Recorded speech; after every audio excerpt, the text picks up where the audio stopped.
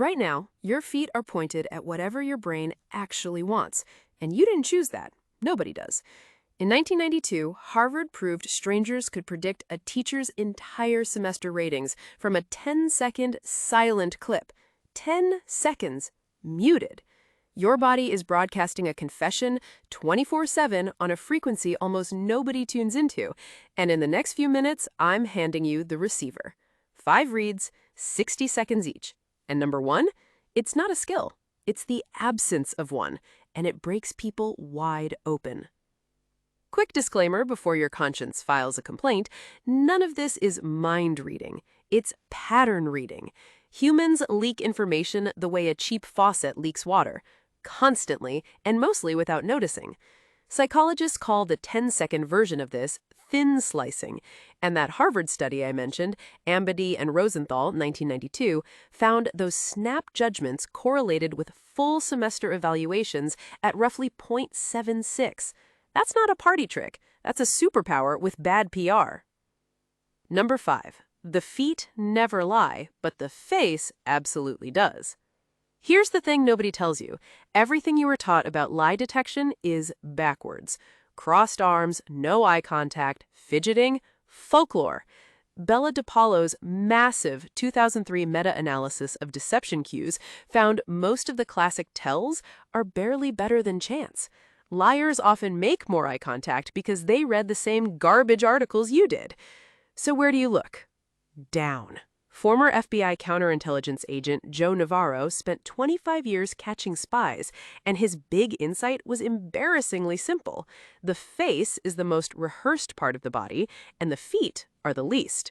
We've spent our whole lives training our faces to lie politely, "No, I love your PowerPoint," while our feet remain honest little idiots. 60-second read. Someone's smiling at you, body angled toward you, but their feet are pointed at the exit. The conversation is over. Their feet already left. They're just waiting for their torso to catch up. In a group, watch whose feet everyone's feet point toward. That's the actual leader, not the loudest person, the pointed at person. Congratulations, you just read an org chart nobody wrote down. And there's an evolutionary reason the feet stay honest.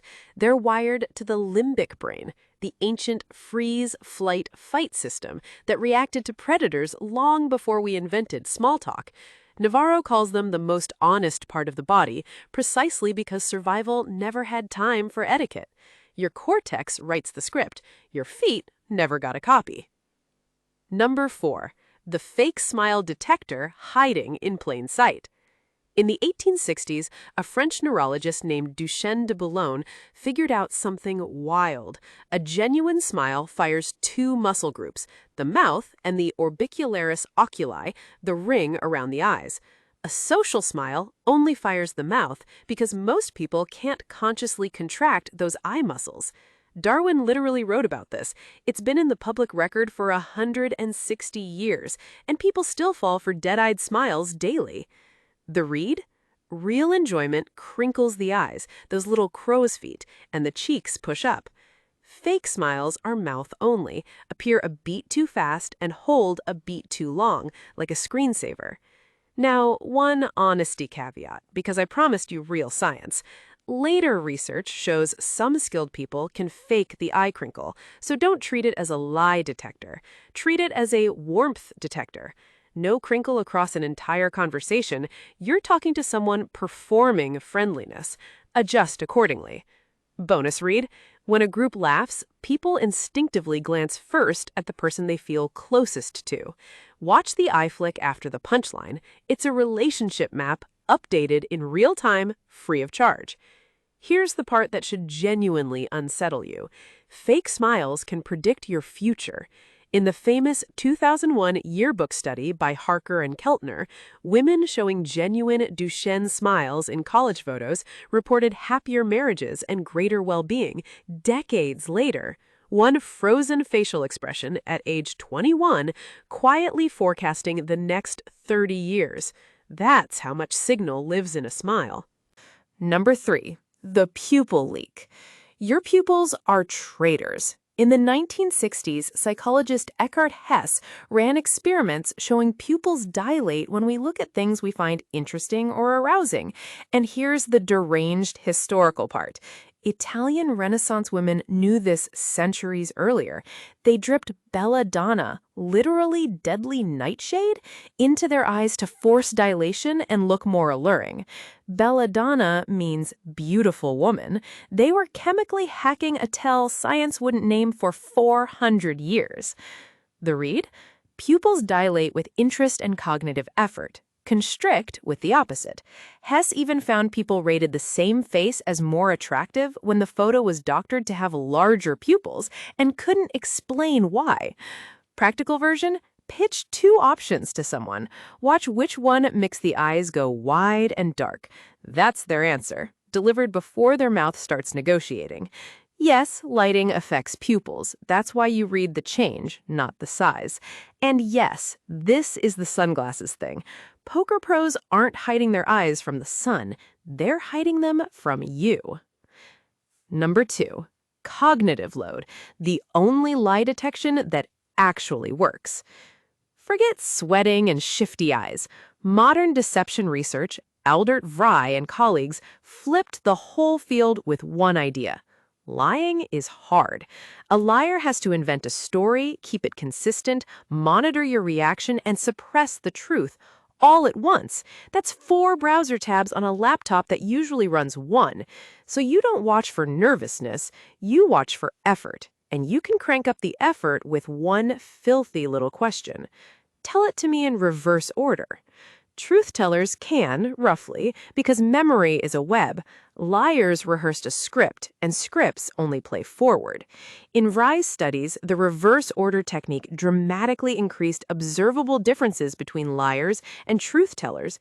Cues that were nearly invisible in normal questioning suddenly lit up.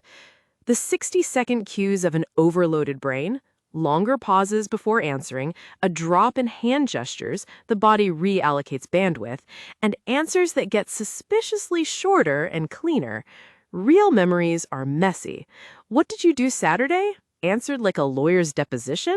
Interesting. Not proof, never proof, but interesting. Number 1, the silence trap.